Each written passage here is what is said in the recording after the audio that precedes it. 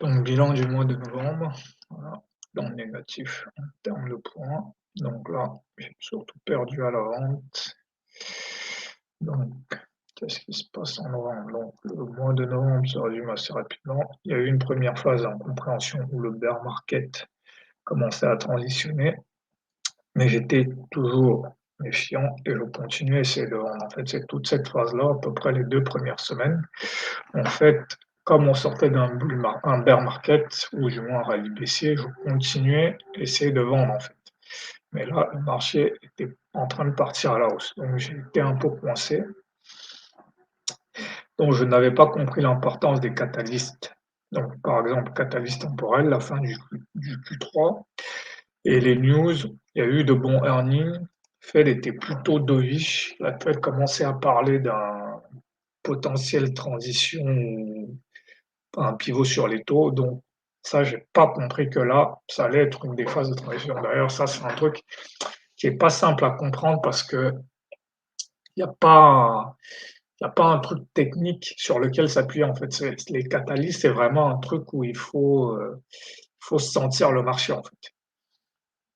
Et c'est juste une question d'expérience. Il faut les noter, avec l'expérience, on arrive à les capter. Je pense que là, c'est juste un manque d'expérience. Donc j'ai mis du temps à comprendre que le marché était passé en easy mode, il fallait simplement acheter. Ça a aussi été le début de la compréhension d'un élément fondamental.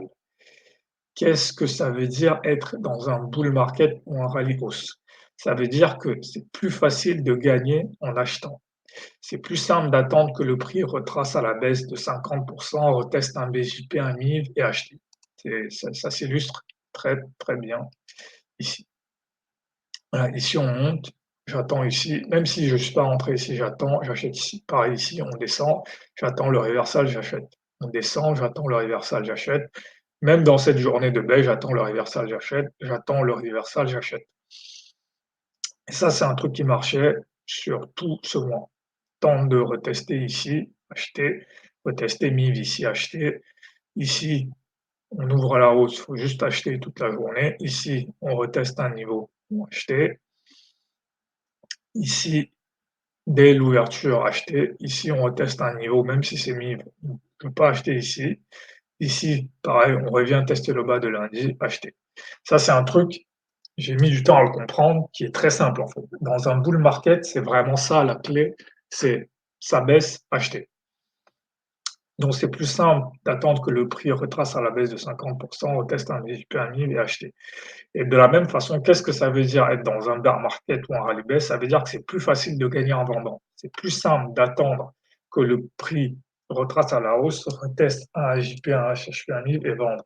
Un point important aussi que j'ai compris, c'est pour prendre les swings, il faut se positionner sur les journées de front run et sur les journées de range baisse hausse. Et en fait, c'est ce que j'ai compris à partir d'ici, c'est que par exemple, si ce mouvement-là, bon là c'est par exemple ce mouvement qui s'enchaîne à partir des NFP, il faut se positionner avant. Pareil ici, quand il y a les power speech, il faut se positionner par là. Ici sur le CPI, il faut se positionner ici avant le CPI, FOMC minute ici, donc il faut se positionner sur le front run ici.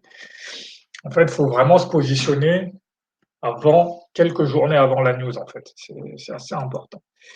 Donc je me suis débarrassé de la peur d'acheter quand on est en price discovery. J'ai compris que quand on est dans un bull market, il faut juste définir un bon niveau de SL ou attendre un dip et acheter. Ouais. Ça, c'est assez important parce que souvent, quand on était en price discovery, j'avais un peu peur, voilà, j'étais pas convaincu qu'il fallait acheter. Là, j'ai compris qu'en fait, quand on est dans un bull market, faut juste acheter en fait. Même si on fait de nouveau plus haut, faut juste redéfinir le SL comme habituellement et acheter.